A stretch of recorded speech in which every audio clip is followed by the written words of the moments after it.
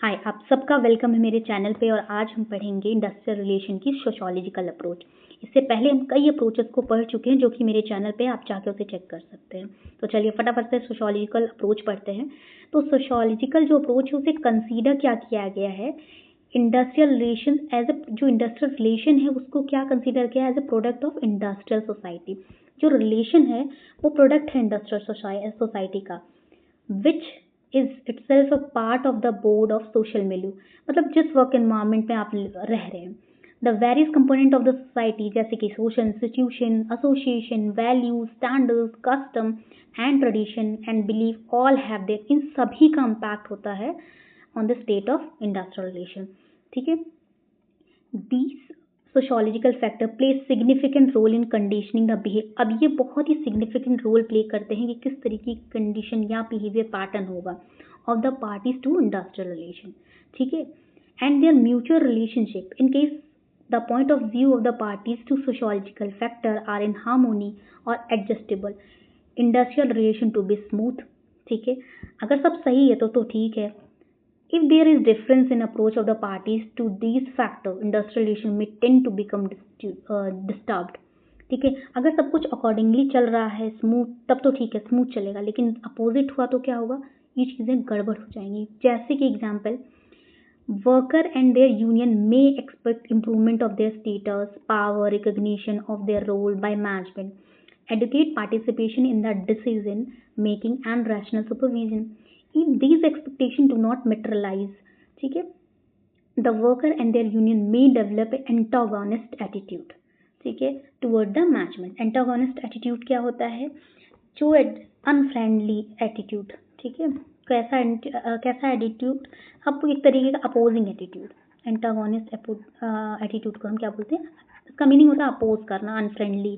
ठीक है, which eventually may result in disturb in industrial relation. ठीक है, जो कि क्या करेगा, इंडस्ट्रियल रिलेशन में डिस्टर्ब कर देगा। तो आपने क्या मतलब, अगर मैं लेमन में बात करूं तो अगर सब कुछ ठीक है तब तो ठीक है, मतलब सब कुछ ठीक है तो जो है इंडस्ट्रियल रिलेशन क्या होगी, स्मूथ चलेगी, मतलब सब अच्छा रहेगा, कुछ भी गड़बड़ नहीं होगी। लेकिन अगर जो फैक्टर कंडीशन नहीं मानी गई पार्टीज की, ठीक है, तो वो चीज़ें डिस्टर्ब हो जाएंगी। ठीक है, ठीक है, तो यहाँ पे आप ध्यान से देखो तो यहाँ पे किस चीज़ के बारे में बात हो रही है, वैल्यूज़ है, सोशल इंस्टीट्यूशन है, स्टैंडर्ड है, किस तरह कस्टम है, कैसा ट्रेडिशन है, किस तरीके के बिलीव्स है। ठीक है, अब देखिए बिलीफ किसी का एक जैसा नहीं हो सकता, ठीक है, किसी का स्टैंडर्ड एक जैसा नहीं हो सकता है, तो वो डिफर करेगा ही करेगा। तो इसका इम्पैक्ट कहाँ जाके पड़ता है, यहाँ पर इंडस्ट्रियल रिलेशन पे उसका इम्पैक्ट पड़ता है।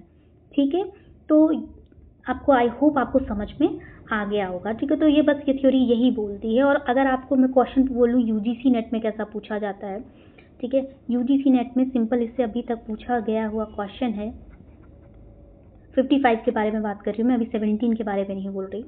तो यूजीसी नेट में जो यूजीसी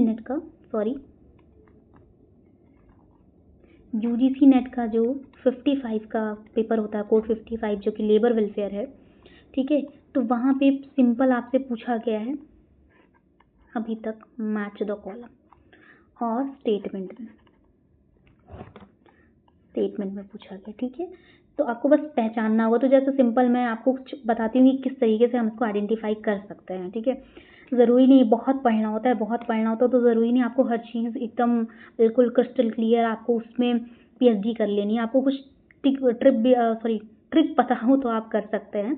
जैसे स्टेटमेंट दिया हो तो जहाँ पे वैल्यूज़ के बारे में बात हो रही हो, ठीक है, आईआर पे इम्पैक्ट के बारे में बात हो रही हो, या ये लाइन हो, ठीक है, डिफरेंस इन अप्रोच, ठीक है, इस तरीके की लाइन होगी स्टेटमेंट में, तो आप समझ जाना है कौन सी अप्रोच है, सोशियोलॉजिकल अप्रोच है। साथ ही ये जो मैंने ये जो कंटेंट लिया है वो पीआर सिन्हा की बुक से है। ठीक है, तो मैक्सिमम जो यूजीसी नेट में क्वेश्चन पूछे जाते हैं तो वो पीआर सिन्हा के से कभी कभी आप देखना क्वेश्चन पेपर पीवाईक्यू देखोगे, कुछ होते हैं बिल्कुल लाइन उठ के आ जाती है। ठीक है, एचआर के बारे में बात करूँ तो रॉबिन्सन से बहुत सारे क्वेश्चन पुट अप होते हैं। और अगर मैं आईआर के बारे में बात करूँ, आपका यूनिट 5, 6, 7, 8, 9, तो वहाँ पे आपके पीआर सिन्हा से बहुत सारे क्वेश्चन आते हैं। ठीक है, तो ये जो मैंने कंटेंट लिया है ये पीआर सिन्हा की बुक का ही है।